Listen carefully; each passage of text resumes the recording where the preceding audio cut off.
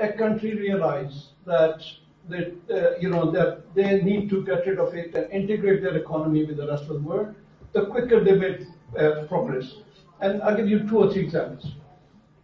I think in the 70s, Chile was like Pakistan, very protected, all that. And then Pinochet came and he said, too many tariff slabs and this and that. I don't want all this, and everyone running to me for protection and hard. So he said, and he was a dictator, so he said, all finished, everything 10%.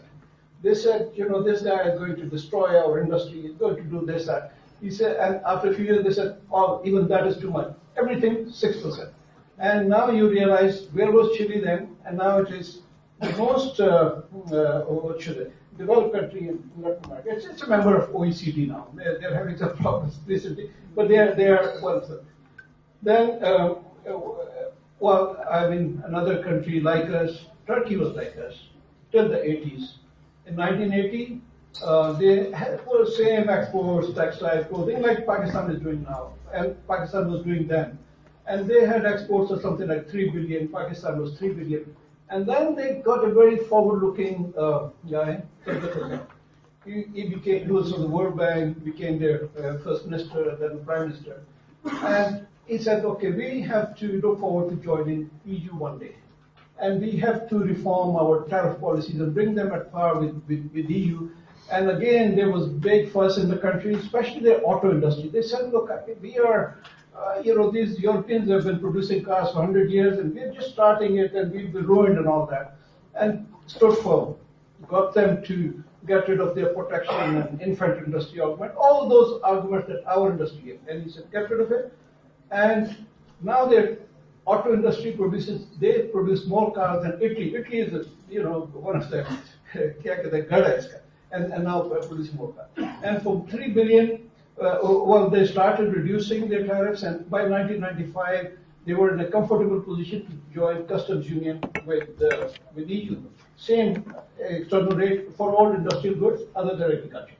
And now they're 170 billion. And if you look at their exports list, it's mostly machinery, autos. These are value-added goods. Pakistan, from 80, now, again, textile, clothing, yarn, and same thing. Because it kept some of those industries protected. And maybe one more recent example, that of Vietnam. Vietnam started opening up in 1986 with their Uyghur, whatever they call it, the reform. And by 1995, at the time, if you look at 1986, we were 1.5 billion, they were $500 billion exports. And by 1995, and they started getting rid of this tariffs and also the state-operated enterprise. Only if they were competitive, they stay, otherwise they close them down. By 1995, they reached us 5 billion, Vietnam, 5 billion us. And now, 2020, they are about 300 billion, and Pakistan has got to just 20 billion.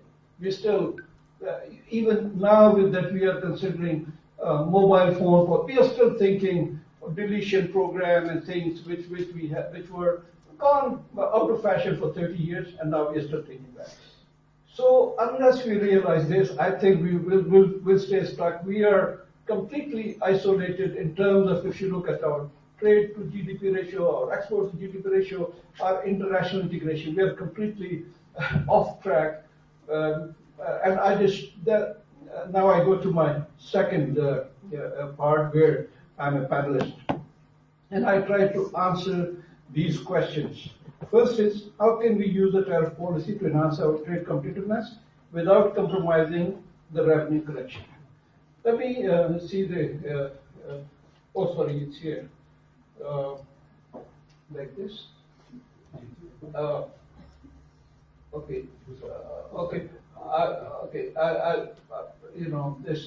I go straight here. You look at, we say that without compromising the revenue collection. Nobody uses their tariff policy as for revenue collection. That's used for, it's Pakistan's, because of this, it's become the main trade policy instrument of Pakistan, this customs tariff. And I don't know, now they're changing, but this system, collection of and setting of tariff, is given to FBR. I'm also from FBR. Previously, I was member customs. But we have a conflict of interest because whoever is a member customs, he says, oh, if I reduce the duty, if I'm asked to reduce the duty from 30-20, and they calculate, okay, 10% less, that means our revenue goes 10%. If we raise the duty, so that means so they're conflict of interest, and they don't really believe it, even if it comes from the top. Look at Pakistan is the highest. I mean, South Asian average is high because of Pakistan's high tax. But compared to any country, we are 3 or 4 times, and this weighted average, if you look at regulatory duties and other duties, then it becomes far more.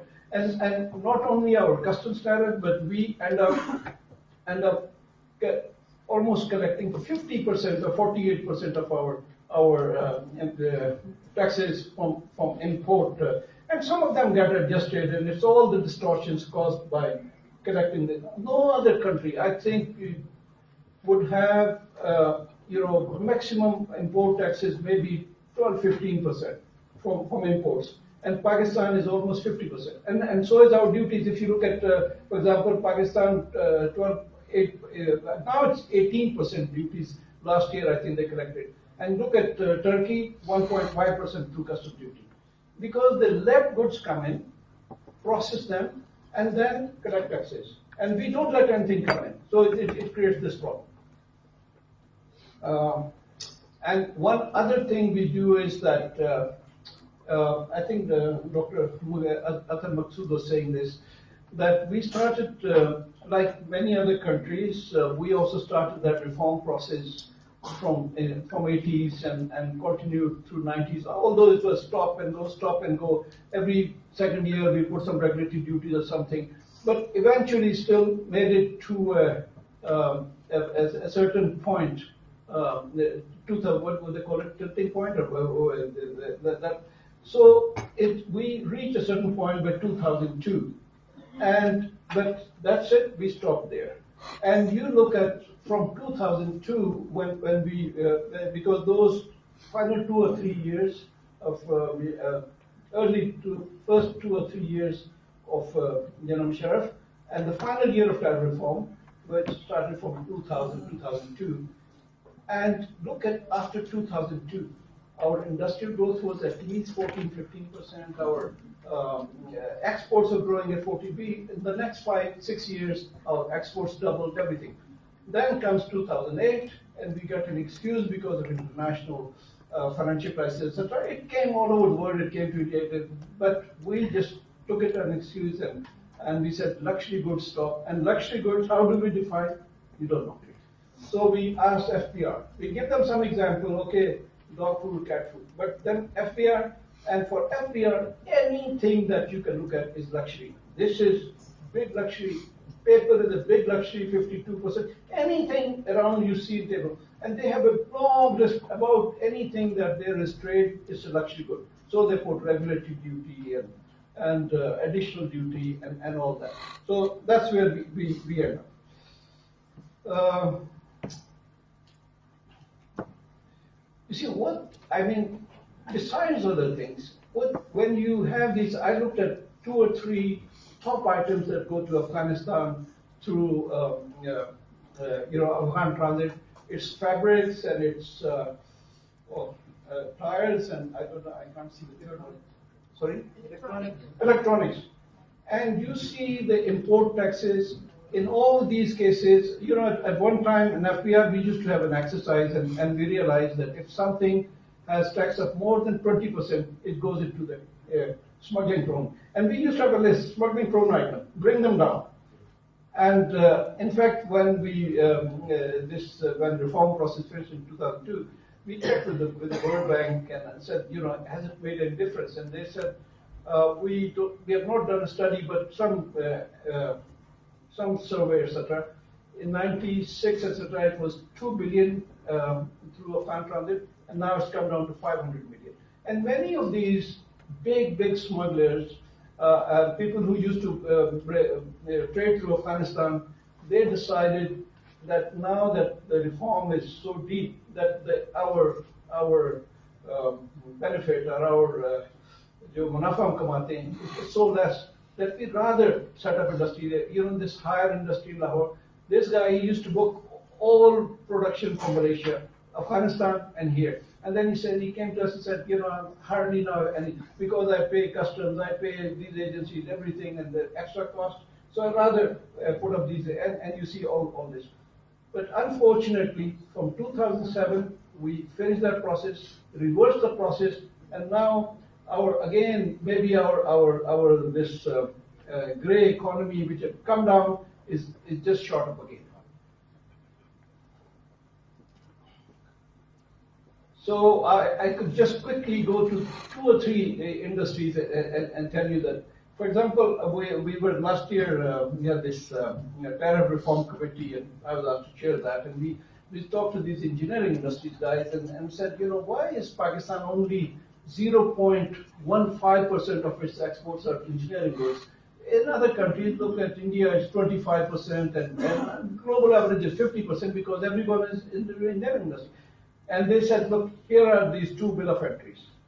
And the duty could be anything from 52 to 92% on raw material, like steel, like these things. 50. And they said, if we pay that much, there's no way we can move forward. Auto industry. I show you the next one here. Now, in 2001, the rules came in WTO in 1995, but they gave 5 years to developing countries. In 2000, all countries were asked to remove their import substitution deletion policies. Pakistan obviously was very reluctant, and India also reluctant, but India, because of big market, so EU and US took them to WTO dispute settlement. They had to get rid of those deletion policies, and Indian auto industry was, compared to Pakistani cars, in 2000 they had that ambassador car, and Pakistani cars used to be far more. Now, 20 years later, you go and you see a Pakistani car, and you look at Indian cars, it's huge. There are 2 or 3 countries who tried to, for example, Malaysia was very keen on their proton car and wanted to, but they had to open up because of ASEAN. But they stayed there, wherever South Africa, Pakistan dodged, through some system or another. They never adopted that, and there we are, still the same deletion policies, and other countries which adopted, where have they gone? Okay, maybe on this, the final industry, this information technology products.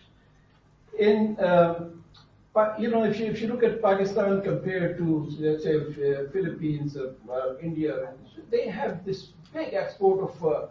I think Pakistan is about 1 billion, Philippines is 20 or 30 billion now, India is more than 100 billion. And because we make, one of the reasons, I mean there are many other reasons, I'm just concerned about tariffs.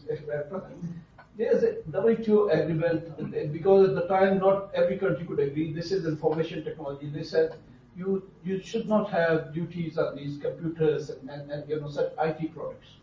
Pakistan has been thinking from 1998, and we just had another meeting last week.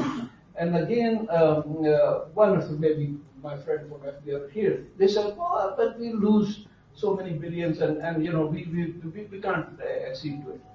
And instead of maybe they think if computer or laptop is cheaper, it's a loss for the economy. It's not a loss for the economy. When you buy a computer for your children, it's not a loss. But they are still today. Last time what happened, Prime Minister set up a committee, and FBR's committee was headed by. Okay, 5 minutes. And the committee consisting of commerce, industries, IT, and FBR. Everybody said it's in our interest.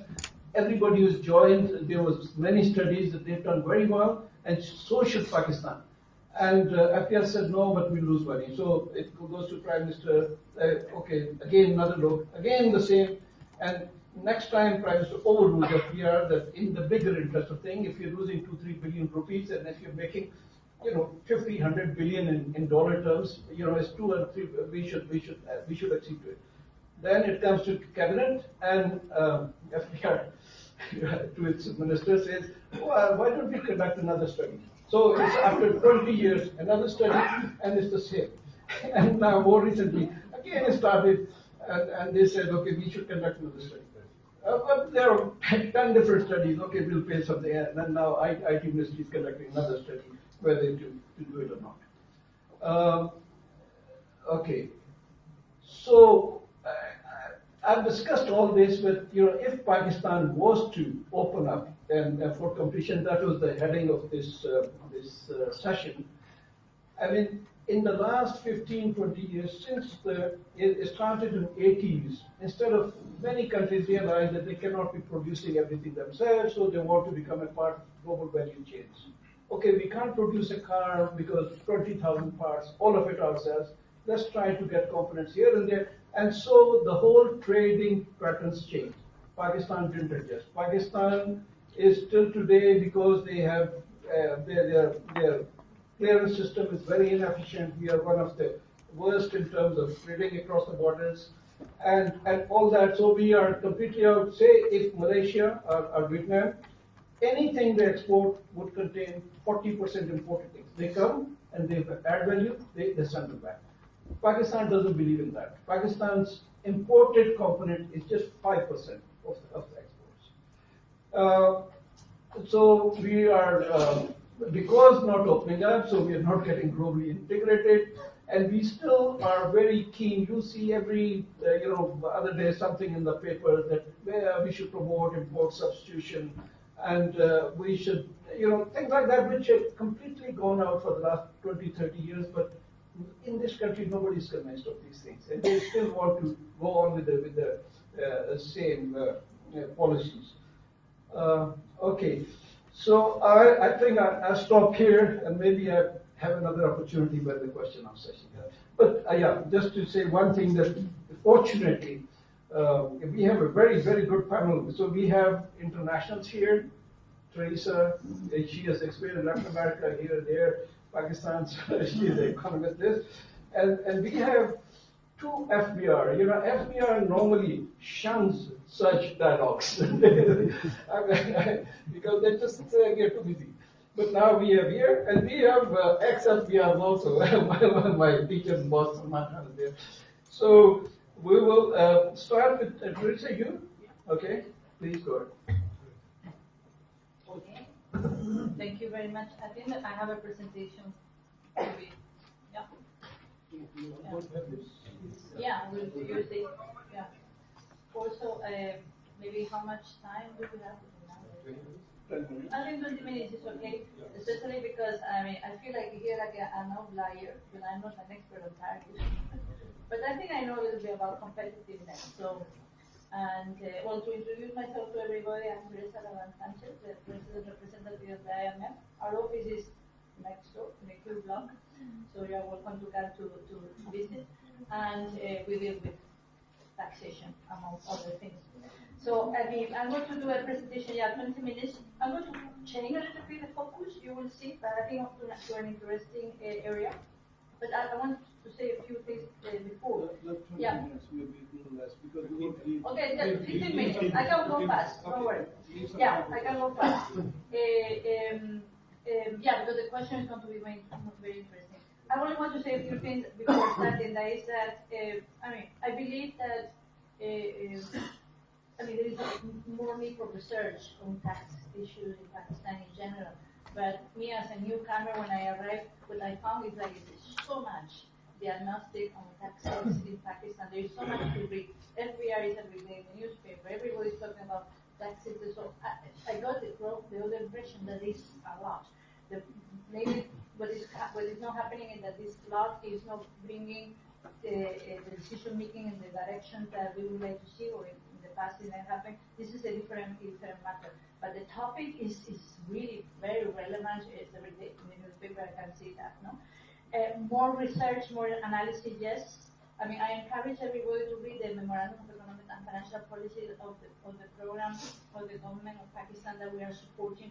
There you can see that there is ideas, intentions, actually putting together a tax policy unit in the Ministry of Finance, because we believe that the separation of administration and policy is important. Has been done as regards the tariff. That was a huge battle that was done. Now, tariff is determined by by the tariff, the National Tariff Board, and I think this is a very good thing. It has been done for tariff, could be done for the other elements, and we're working on that. We are going to engage on a lot of technical assistance with the government of Pakistan right now, so we will see progress on that area. The other thing that I would like to do in bracket is that we are talking about taxation, tariff, etc., and the provinces should have been maybe invited. I don't know, you invited them and didn't come, but I would like to, to have this type of invitation that representative of provinces needs to be in this type of debate, because they control a lot of part of the revenues collected in this country, and they are responsible for a lot of expenditure. Okay, let's go. So how we go? This way. Yeah. So this is a kind of review, because I want to bring the discussion to another area that is close to my heart right now. First of all, a little bit overview of Pakistan's assistance. I'm going to repeat things that have been done, but with a focus on competitiveness. Because the issue of competitiveness of Pakistan is not only about tariff. It's about that other areas in the economy, and taxation in particular are making Pakistan not competitive. So tax reform is not only about collective revenue. Tax reform is not only about making people's lives more easier and reducing the cost of doing business. It's making this country more competitive and more open for business and for investors and to flourish in the international market. That's why I'm going to talk about the GST harmonization. As we mentioned before, but I'm going to make a very important point there, because one of the things that we believe is that because the fragmentation on the GST, export of Pakistan are very difficult to get out of Pakistan fully free of taxes. Because it's very difficult to clean up the final price of export of GST, because it's fragmented, and we are working in that direction. I think it's important. I mean, I finish with some conclusion. Okay. First of all, a few overview. I'm going to bring data, because so far, the little bit I think a bit more narrative. I'm going to bring data to the discussion. I mean, unfortunately, the numbers are very tiny. But this is an overview of Pakistan's tax system in general that I think is important to have in mind before we decided anything about any tariff, any import. And the main conclusion is that the tax effort is low. I mean, we know that. And then you have comparative data that make comparison with other emerging markets, with OECD countries, with peers. So the problem is not the rates. The rates are quite high. Actually, Pakistan, if you look at that, you have here the rates of the different taxes. And the problem is more coming from the base. The base are narrow. That administration, of course, we have talked a lot about that. And then, taking all of these elements into account, there have been some research done at the time for each country in the world. Actually, there is a working paper, I can share that with you, in which you can compute what is the tax effort of the country, meaning given your peers, how much you should be collecting given your GDP, given your quality of legislation. There are many indicators. I mean, of course, it's not a perfect exercise, it's only an econometric exercise, but I think it's very interesting. This tax effort is something that we look at a lot of times. So you can see, for instance, the tax effort in advanced countries, it's in yellow, is above the yellow, is about 80%. In average, it's an average. In emerging markets, it's about 70%. In Pakistan, it's 60%. That means that Pakistan has still a long way to go to improve the tax effort, meaning that the tax ratio in Pakistan could be much higher given the characteristic of the country.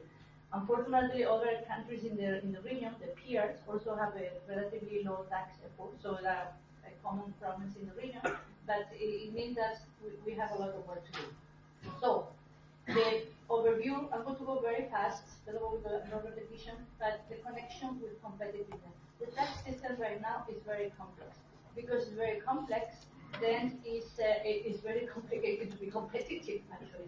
That's why it's important to reduce this complexity. That's coming from, we know that, different rates, different exemptions, withholding, all of it has been mentioned. But the most important one of the most important part is the fragmentation of the GST. Why? Because the GST, or the value-added tax, as it's called in other countries, is a tax that precisely was defined to make export competitive, to make sure that in each stage of the production, the taxes are not translated into the next stage. There is no cascade effect, as we will see later, and exports are very competitive. In Pakistan, this is not possible right now because of the fragmentation of the GST. That's why I want to make the point later.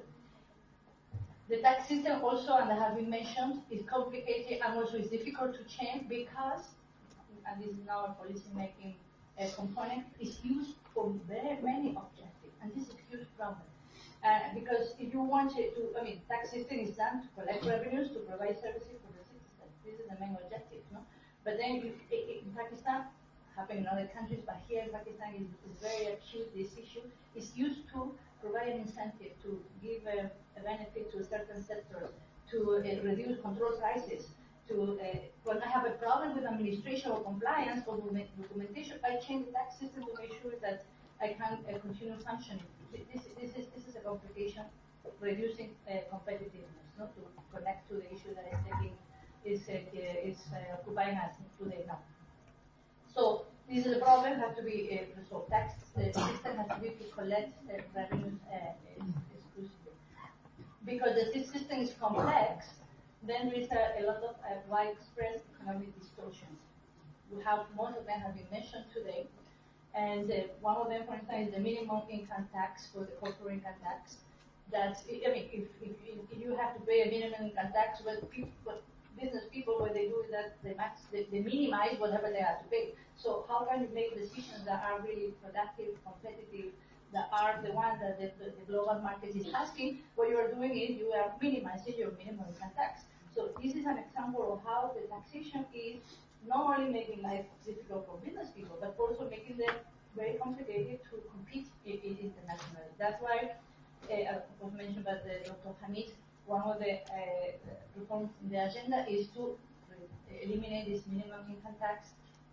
Corporate income tax should be defined as in other countries, and then with the different type of elements to be collected according to the balance sheet of the company.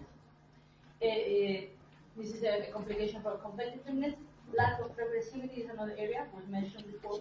And then you will say, what that means, lack of progressivity, competitiveness. It's very important because the system is unfair, is perceived as unfair, it's unjust, it's not used to correct distribution of income. So that means that more people are accumulating wealth, are accumulating income. So resistance to reform is there because inequality is not progressive. So there is, everything is connected at some point. That's why you see a lot of sectors are asking for more protections because they feel that they are not treating properly, in order by the tax system. So progressivity needs to be also to be tackled to improve competitiveness, to make Pakistan more efficient in the international market. And then finally, another element of the tax system in Pakistan is the underutilization of certain taxes. There are taxes that are highly utilized because they are easy to collect when activity is very visible, imports, and you see that at the end of the factory when the product is exiting the factory. But there are many others that are really very low compared to other countries. For instance, petroleum products, for instance, tobacco excises. There is a way to go there compared to peers. And agriculture, as I mentioned before, because agriculture is not as part of the corporate income tax. So the capacity of mischaracterizing activity as agriculture and not paying the right share is very important. So this separation is critical to remove at some point too. So at the end of the day, the conclusion and coming to the final part of my presentation, what is happening in the Pakistan's tax system relied a lot on imports, because precisely because they are very visible, they're easy to capture. Then the taxation is happening there, and it's happening not only because of duties. It's happening not only because of tariff. It's happening also because of these withholdings that are charged to importers even before they can generate any value added. But it's really something uncompetitive, so it has to be also removed to make the country more competitive. This is a chart similar to the one presented by my student, where you can see Pakistan also, the average tariff is very high compared to other countries on the top of that.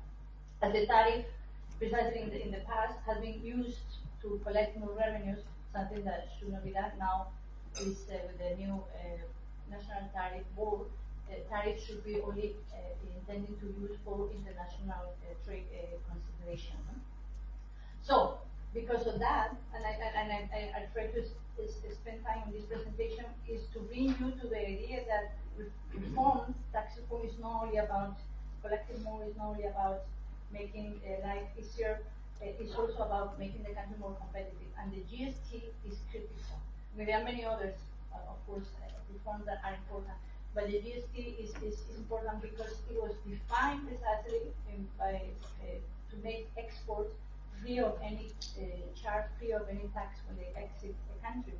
And the case of Pakistan, we have several problems, but two-dimensional problems. First of all, the base is fragmented. We know that with the provinces, and also there is a lot of dispute in the definition. What is the good? What is the services? What is making life complicated? There are a lot of rates. I listed all of them there. I think I didn't forget any of them. That makes the whole GST extremely complicated to administrate or to navigate as a taxpayer. So as a result, what happens is that because the tax is not unified and there are so many rates, the creditability is not happening. And what is the creditability? The creditability is that when a business person is going to calculate the taxes that they have to deposit with the NPR, they cannot net out with the taxes that they have already paid to provinces. They have to pay to provinces GST on services.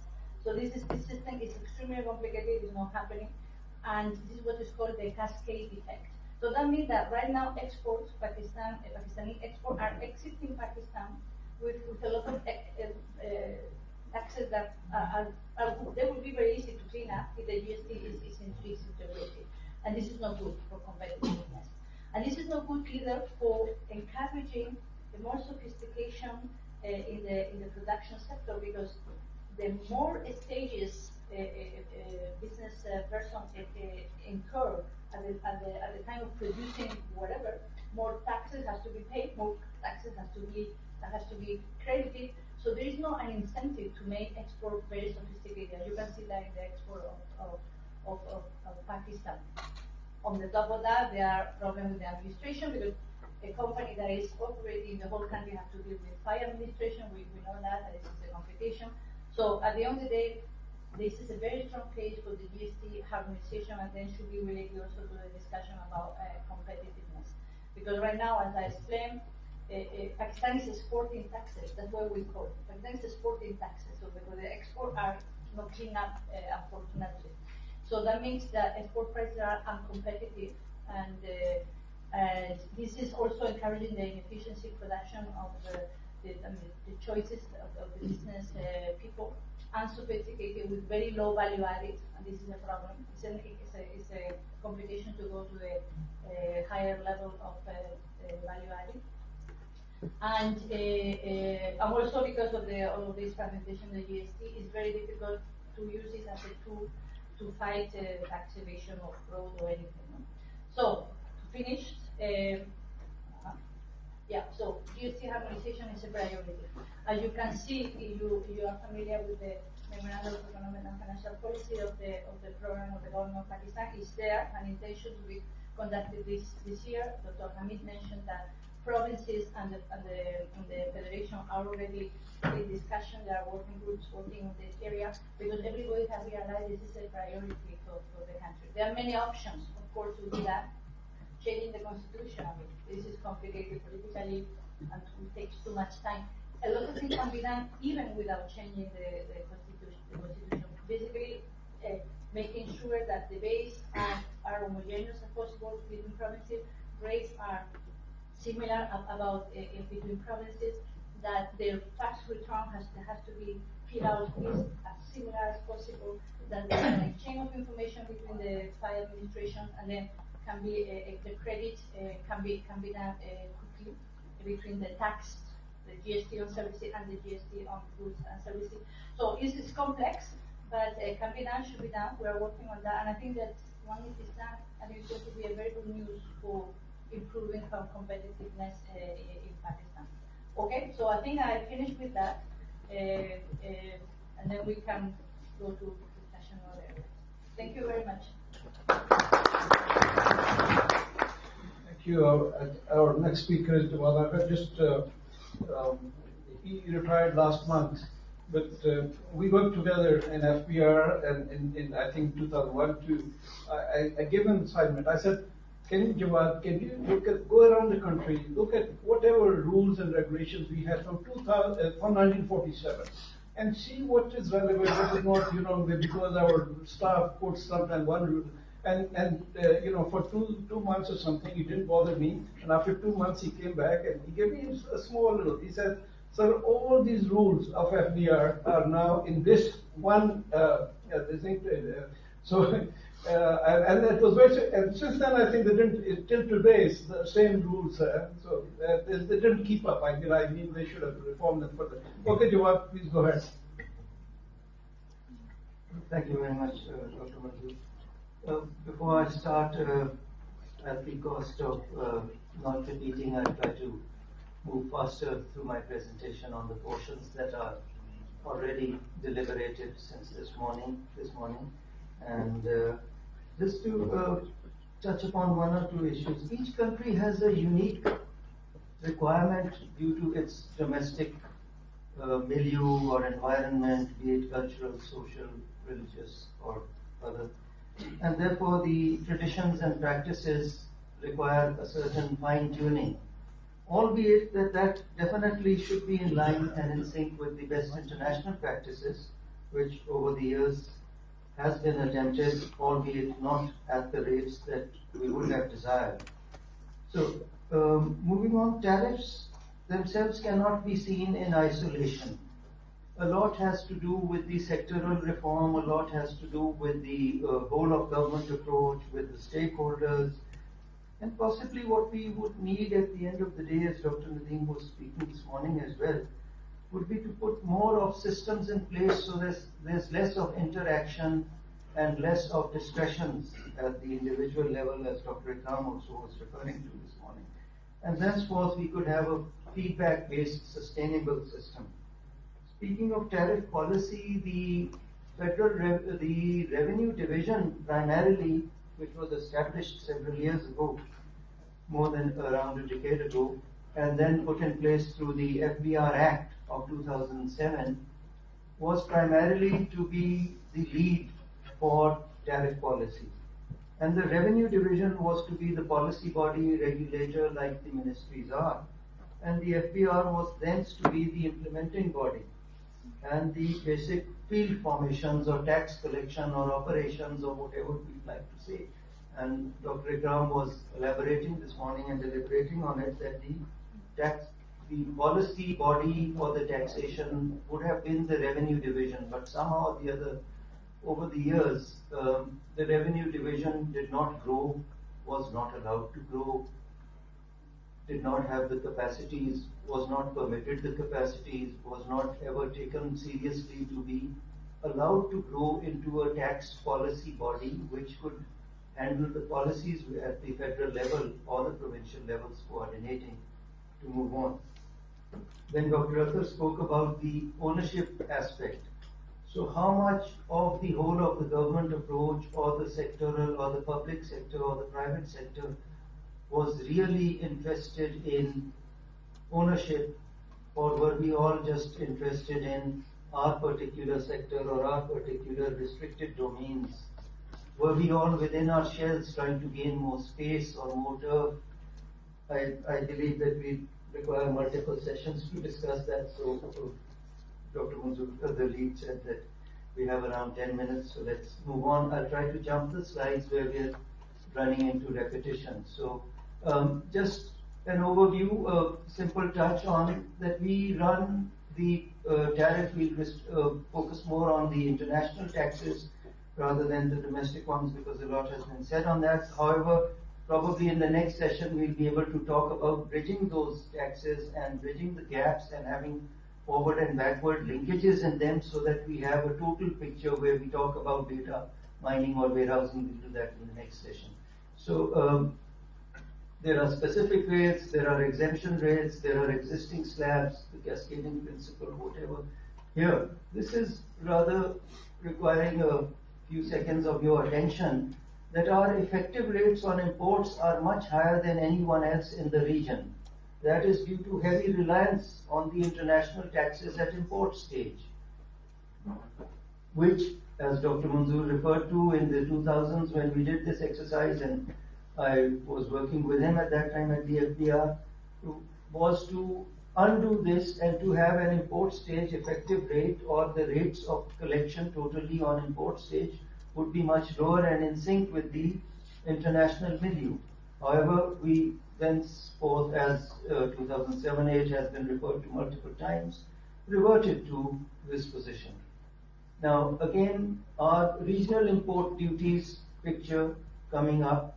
How much is it that we are collecting vis-a-vis others? Share of customs duties, ACDs, RDs, we'll come to that in a while, the regressive regulatory duties and ACDs coming in. And this is our position of Pakistan, which is again much towards the higher side and the highest in the region on shares of revenues collected at the import stage. Again, clearly we collect roughly 46% plus, and that's the 2018-19 statistic of how we have over the years increased reliance on and based it upon tariffs rather than basing it upon value addition and domestic growth and exports. We play the numbers game, so in playing the numbers game, we blame the FBR. I'm no more part of the FBR, having retired happily. But the point is that when we play the numbers game, we run amok. And that's where value addition, domestic industry actually is stifled.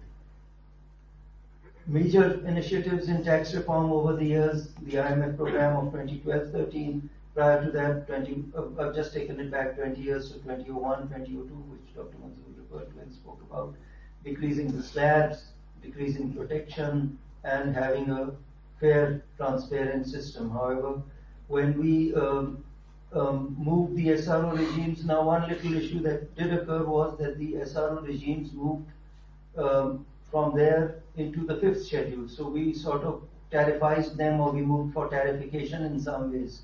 And again, this protection, how much of value addition did we achieve after protecting all this, or how much of value addition did we want to achieve when we deleted our SROs, but we tarified them or moved them into the tariffs. Year by year, number of slabs did decrease.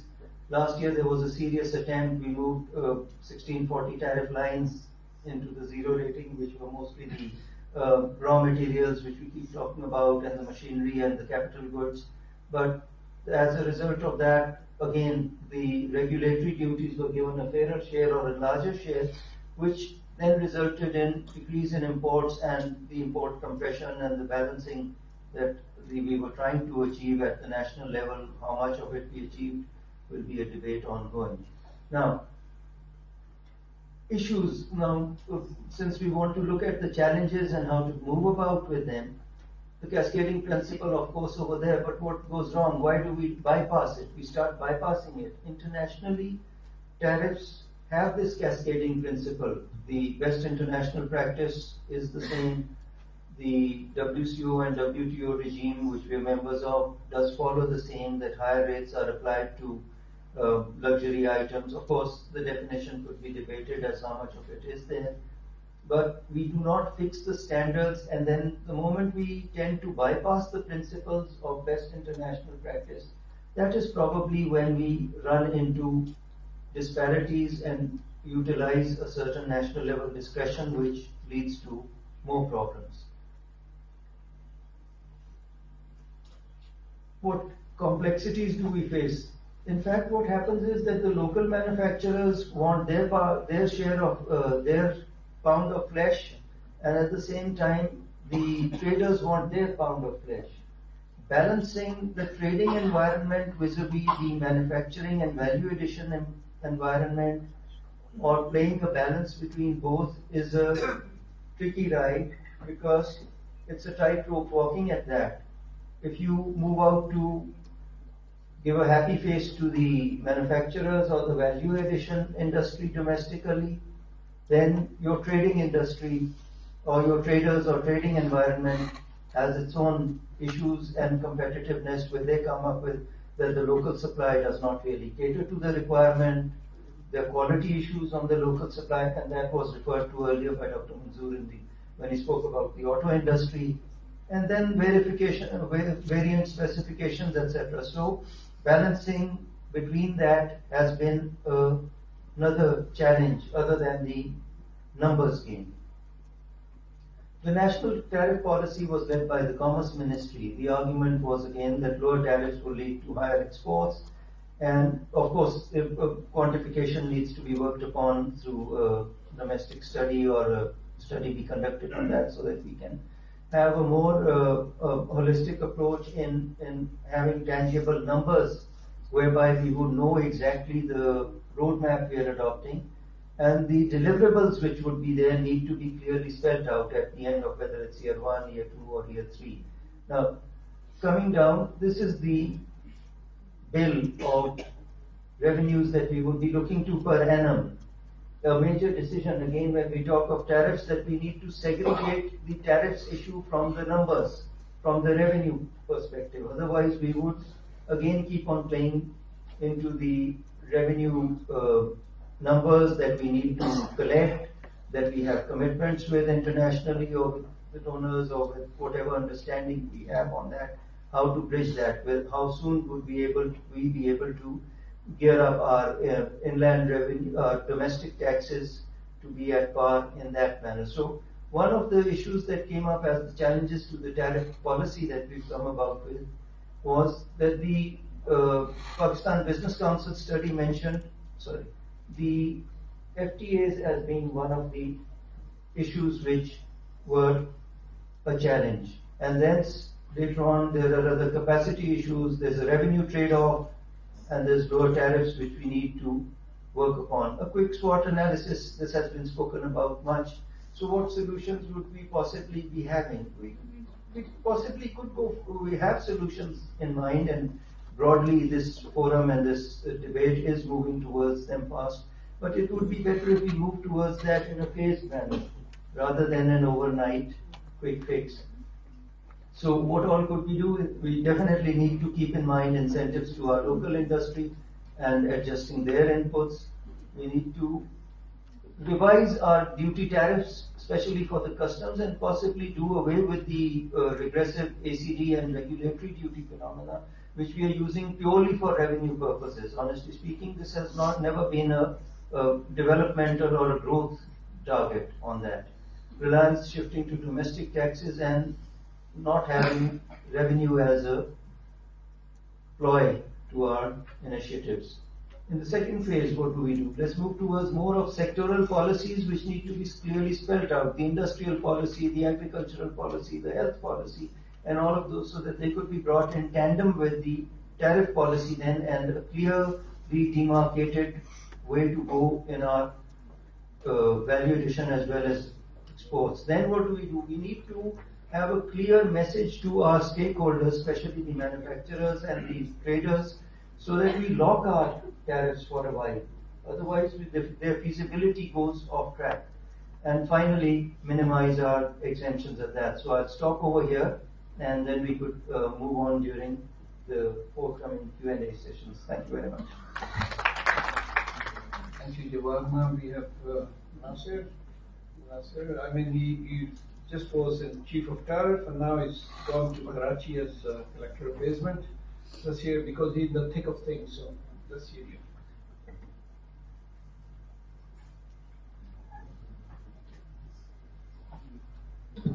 Thank you, Dr. Manzoor.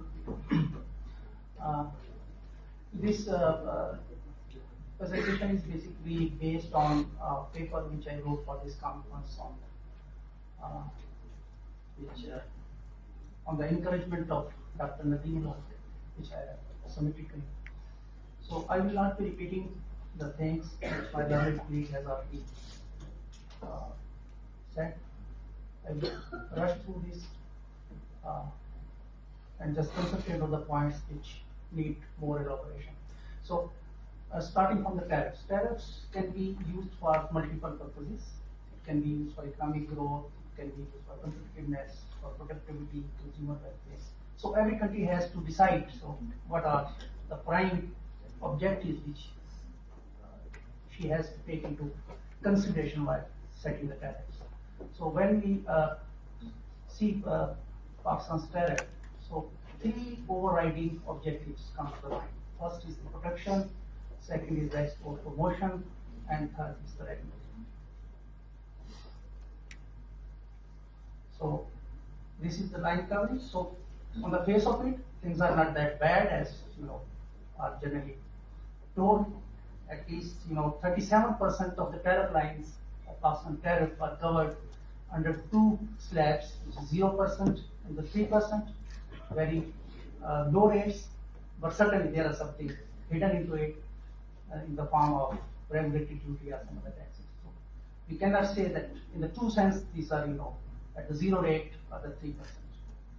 But as far as production thing is concerned, still 33% of tariff lines are at the 20% rate, which is the highest rate with few exceptions for the auto sector and the alcohol beverages and stuff. So Pakistan has followed a policy of protectionism from the very beginning, and nobody can deny this fact. In 1960s, the effective rate of production for Pakistan for the manufacturing sector was about 271%. There has been reduction in the tariff rates between the MFN rate from 2000 to 2018, almost 100% from 25% to 12%, but still effective rate of production is high. And this production is a stated policy of the government, which is enshrined in different documents which, on which Pakistan Customs works. For example, CGA2 of 2017 is a document which gives a list of over 1,000 items which are manufactured locally, and in case of import of those items, they will be not entitled for any concession or for any exemption which they can be otherwise entitled for if they are not being manufactured locally. So local manufacturing is a type of production which we are doing for industries. This is the rate thing, 271, highest than the other countries in 1960s. Then RD is also another tool which is used for production. And kindly keep in mind that RD is not imposed by the FBR on its own. There are recommendations from different ministries like Ministry of Industries and Production, from different associations who are seeking production. So the recommendations come and they are deliberated upon and RD is imposed. The regime of RD has increased in the last 4 or 5 years extensively, and now almost 20% for auto sector. I'm coming to this. So if you import, as far as production is concerned, if we take just two sectors, one is the auto sector and the other is the textile sector, which have been highly protected traditionally. So if you bring a vehicle from outside, so the highest tariff incidence is almost 250% in the form of taxes. So it is the level of the production which we are giving to the outside. In case of garments, it is almost 60%, and it includes all the import duty and taxes at the import stage. And even the old and used clothing, the duty and taxes incident is almost 26% at the import stage. These are the goods which are used by the poor of the poorest segment of the society. So they have even to bear 26% of the duty and taxes incidence at the import stage. In a way, we are providing protection to the garment manufacturers, to the textile. Then there are non-tariff barriers which are extensively used for providing the protection. And a case in point is SR 52, which the Ministry of Commerce issued somewhere last year. And you cannot bring under the law old and used vehicle from outside. There are only schemes for the expatriate Pakistanis who can import a vehicle under baggage, transfer of residence, or gift scheme. So that scheme, in a sense, was providing a type of certain competition to the local assemblers. So number of vehicles were imported under those schemes. Last year, 20,000 during July to August, July to August, there is a decrease of 83% in those. Against 20,000 vehicles, only 3,000 or 4,000 vehicles were imported during the last 6 months. So the competition which was there a little bit, that has also been, is not there due to that SRO 52. So point is that the production is high. Production is high to the auto sector, production is high to the textile sector. Now the point is that competition brings in efficiency. But if there is competition, there is no competition or there is little competition, certainly consumer welfare is going to be compromised. What went wrong with protection? Every country has, given protection almost in the past. Even the developed countries have given protection. But what went wrong with us? My view is that we gave open-ended protection. There was no sunset date. We gave a shield against competition, and the local assemblers and the local manufacturers found a captive market in Pakistan. So they were least bothered to upgrade their technology to bring equality. The second pillar of this tariff thing is concessions and exemptions. Concessions and exemptions can broadly be identified into 3 categories. One is through SROs and fifth schedule, which my learned colleague Devadaga referred to. And second is Chapter 99, which we gave to the privileged people, to the diplomatic guys, then to special economic zones, etc. And the third relates to the export promotion schemes, which I will be concentrating on. There are 4 types of export promotion schemes. One is the manufacturing bond schemes. You bring in raw material duty free, consume it in your production, and then add value and then you sell. So no duty will be charged from you at the import. Then there is export-oriented unit scheme, which little bit more liberal to the manufacturing bond schemes, where you even can import machinery, plants and equipment, etc. duty free. Then there is DTRE scheme, duty and tax remission for export purposes, where you can even purchase locally without paying any taxes. Then there is temporary importation scheme, where you bring in certain things, you consume it in the goods which are meant for subsequent export, and you pay no taxes at the import stage. So everything is, you see, very fine on the paper. 37% of tariff lines are covered under 2 slabs, 0 and 3%. There are liberal export promotion schemes. Then what's the problem? On the face of it, everything is, very cloudy.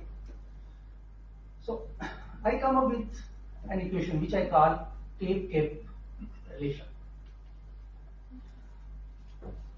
Here I compare that if there is 0 tariff, then you have done tariffification. You have given the rate 0 in your tariff compared to given exemption through some SRO. There is difference between the operation and there is difference between the cost of business which you will be incurring. For example, if you bring certain goods for subsequent export through value addition, what you will be doing, your import duty will be 0. CAP stands for cost at port. You will be paying certain cost. which may be formal, which may be informal, which may be combination of both formal and informal. Then there is cost, I call it CAPE, cost additional to port expenses. This cost is when you are under certain scheme, certain SRO, which gives you exemption. This you will be getting some analysis cost, you will be getting certain license, you will be consuming your time in visiting the offices, etc. You will be maintaining certain records for audit. So that cost is added.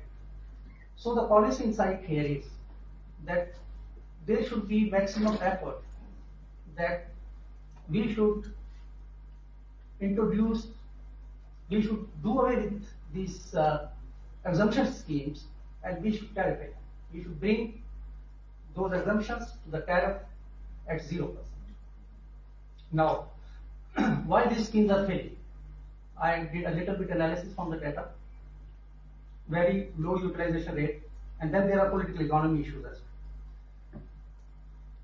In 2017, only 5% of the importers utilized these schemes, but their exports were about 35%. FBR did some improvements, and that number increased last year to about 7% and 37% of the imports. So the point is that low utilization of those schemes is a point of concern. Why the exporters are not utilizing? And the political economy issue is that the established exporters are utilizing it.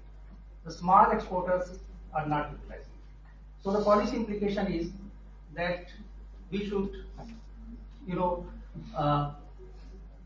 rationalize these schemes or bring to the tariff at the 0 rate, and we should do away with the distinction of commercial importer, which Hamid was referring in the last presentation, and the manufacturers in case of import of inputs, etc. Then there is revenue imperative. Revenue imperative, there are multiple levies. This subject has been referred to earlier, and my colleague has talked on this. Expanding coverage of ECD and RD is there, and certainly there are implications of this expanding coverage for the industry. Revenue collection at the import stage is on between 45 to 50%, out of which 15 to 18% is the chunk of the customs duties. The rest is withholding tax and sales tax and other taxes. So customs duties are not the sole culprit in a sense. So what happens is, when incidence of import duties is high, then there is incentive for undervaluation, there is incentive for smuggling, there is incentive for misdeclaration. A little bit math, because I have been told just there are tiny short. Where do we stand? If we go by the average tariff rate, Pakistan is better than Bangladesh and India. If we go by various products rate, Pakistan is better in machinery, which is which lays the foundation of the whole industrial process. It's better than Bangladesh and India. Then we compare some MFN rates start from 2000 and come to 2018. Pakistan has liberalized more, almost 100%. So things are not that bad on the papers. So a little bit math. These are certain things. There are two type of, I will be consulting in just 2 minutes on that. Yeah. There are two things. One is the effective rate, which was referred to. You collect, you make certain imports and you collect certain duties. You just divide your imports with the customs duty and you get certain rate. Then there is weighted average rate, which is available in the WTO records, in the Moody's website. So theory says that ideally your effective rate and the tariff weighted average should be equal if there are no misdeclarations and there are no exemptions. So I did this exercise. This is open data available in Economic Survey of Pakistan, and what I saw is that there is huge difference between them. When the tax rate was high, unexplained hypothetical amount of CD which had been collected as per tariff weighted average was almost 138%, which has declined as the tariff rates were reduced. So this is the same exercise thing. Then we come to, I did another exercise for that paper. That was, I calculated collection efficiency factor. Simply you divide your effective rate by the tariff weighted average and you come up with a number. That number should be between 0 and 1. It would be 0 if you are doing nothing, if you are not importing, you are not collecting taxes. It should be 1 if ideally you are collecting and there is no base declaration thing. Here we see there is a pattern which is, very important for the policy side. In 2002 to 2007, your collection efficiency factor is above 0.6 consistently. It is not consistent in other years. And then from 2013 to 2018, it is consistent above 0.6%. And this was the period when most of the reforms were introduced in customs department for simplification of the processes, for automated processes. So the takeaway is simply that these strategic protections should be time bound with clear sunset date. Then import duties of all types should go, if not in a year, at least in the phased manner, or which include withholding tax on the input goods and machinery. And then you should give these concessions through tariff, not through the SROs. And then customs should continue with the reform process, and so the collection efficiency factor, goes high, and misdeclaration is reduced. Thank you very much. Thank you, Nadeem. So we entered the last segment, question answer. Please keep your comments or questions short, or maybe if you can come up with your question starting up right away. And okay, and yeah, please go ahead. Introduce yourself, just name. Right. So thank you very much. I am engineer Shahid Kardar. By profession, I am an entrepreneur and a mechatronics engineer. I am working in the healthcare segment and in the renewable energy. So thank you very much for the panelists for the very enlightening talk. My question is, when you talk about the tax reforms, so what about the healthcare industry? You see, my question, any of the speakers can answer this question, but if Dr. Jameel can answer this, that when we talk about the healthcare industry, nothing is being manufactured in Pakistan when we talk about the medical equipments. All the medical equipments are being imported. And when we talk about the tax and the customs and the duties on the medical equipments, it has risen exponentially in the last 2 years. And the doctors over here, they are demanding the American equipments and the European equipments. And when we import those equipments, the taxes and the duties has raised so exponentially that one cannot afford to do that. Sir, thank you very much, sir. Thank you very much. I am Talat Professor PIDE, School of Public Policy. And I must congratulate Teresa for her excellent presentation.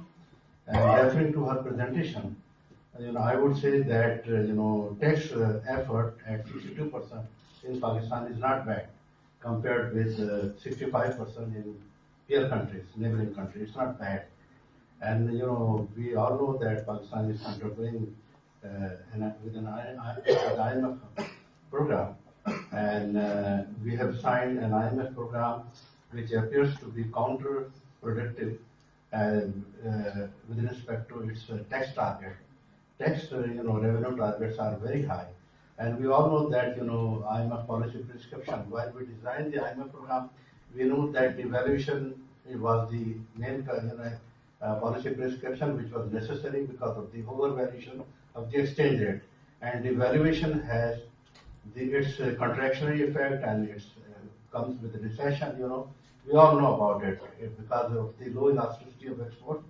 So we know that how, and despite the fact that we know that we will have a recession, and why we have set the ambitious target at 5.5 trillion, which is not, achievable, we are missing almost 700, 800 billion in this fiscal year. So that's my question. Thank you.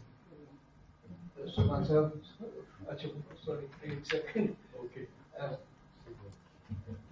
this point, I think tariffs and exchange rates are very closely related. We'll only discuss tax policy here. Not Yeah, not- I know, not- but I not think exchange rate.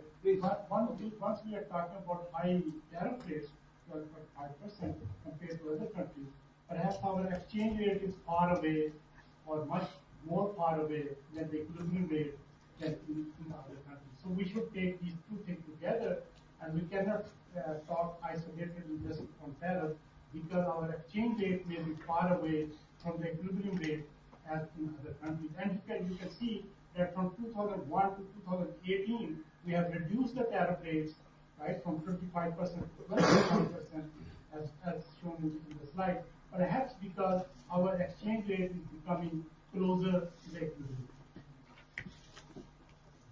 My question is, who makes trade policy? Ministry of Commerce or FDR? Who makes industrial policy? Ministry of Commerce, industry, or FDR? This is my question. You all know the answer. May I say something? Please go ahead. Excuse me, sir. Sir, being an economics student, we have seen a lot of study on poverty reduction, experimental study, and a lot of them are successful.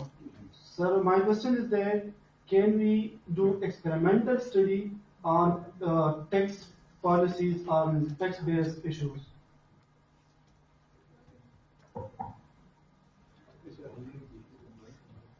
I have a small comment.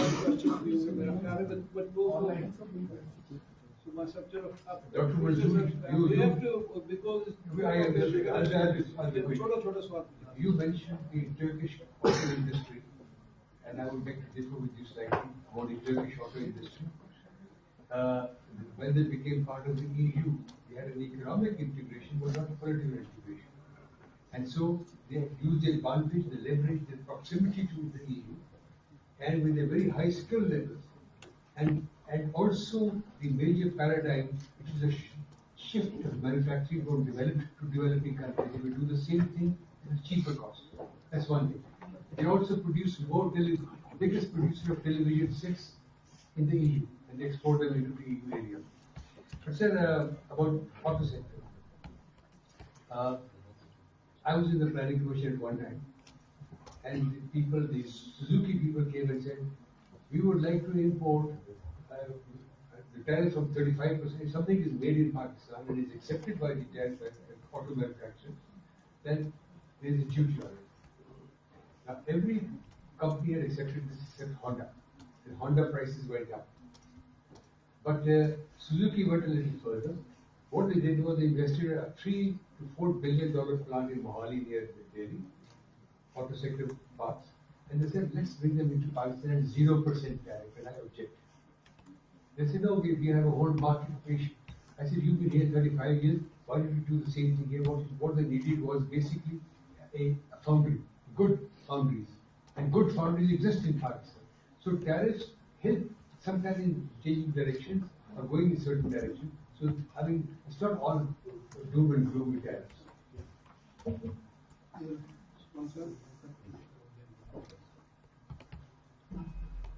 I did a long list of questions, but I'll restrict myself to just two. First is that I would suggest for PIDE to have another session of this, not on tariffs, but on the rules and regulations that are made by FDR, whether it is the IR side or by the customs, because they cost in some cases more than the tariffs. And for that reason, the World Customs Organization prepared a convention which is known as the Revised Kyoto Convention. And based on that, the WTO has, developed a trade facilitation agreement. That needs to be discussed and implemented in Pakistan properly. Not, FDR is these days trying to do that, but only a few of those points are being implemented and the rest are not being implemented. Secondly, there is one very sad story that I have to tell, that in Pakistan, if you recall the first speech of our Prime Minister when he was elected, there is one particular point he raised was regarding the health of children and women. And that was, the unfortunate incident, very, very high incidence of stunting in Pakistan children. 40%. And, since then, I have been part of some exercises to reduce this and to prevent stunting. But unfortunately, in FBR, these things get shut down. And this time they got shut down, I think, with the pretext of the IMF program, that no exemptions can be given, even for, reducing stunting of children, which is literally killing our children, but we don't have, say about 500 million rupees to save millions of children every year from stunting. So I don't know whether the tariff policy and these things can, raise such issues. But this is something I think that is, in our opinion, in my opinion at least, existential in nature. This threatens the very existence of Pakistan, but nobody seems to be bothered. And everybody talks about it, but nobody does anything about it. There is a ongoing program for many years of World Food Program, but even that is not properly supported.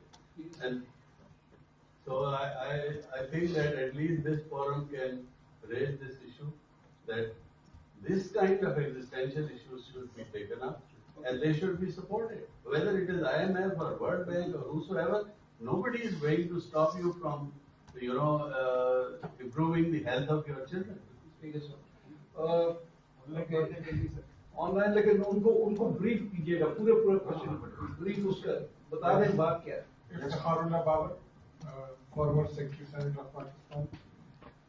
My question refers to the presentation of Jawad Sara, where he enlightened us about highly protected industries, two of them especially.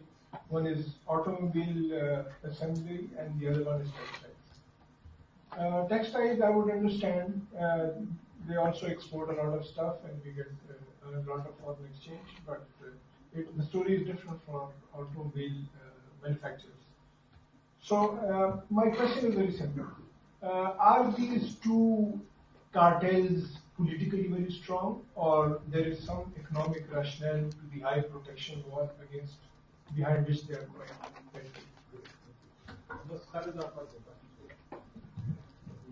So it's a very small question.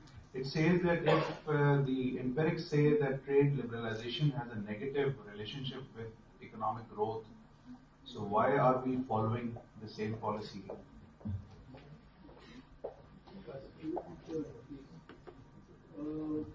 Okay, we start whoever.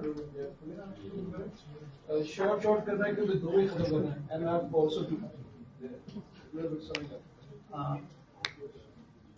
The question was about whether these auto sector and textile sector, whether they are protected due to some political thing or there is some economic rationale. That was the question. I recall a study about Colombia. Colombia is a Latin American country now.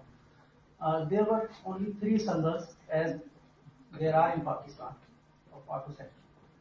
And then they opened up their auto regime. And the study finds that in a span of 3 years, when new entrants came to the country, and due to competition, there was benefit to the consumer of $3,000 per vehicle. So competition certainly brings in efficiency. So one aspect of this automobile policy has been that there are some new entrants which are coming to Pakistan. Almost 18 entrants have come to Pakistan, and perhaps one or two have also started the production.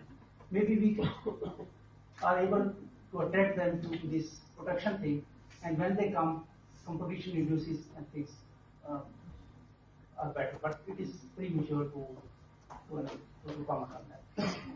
And same this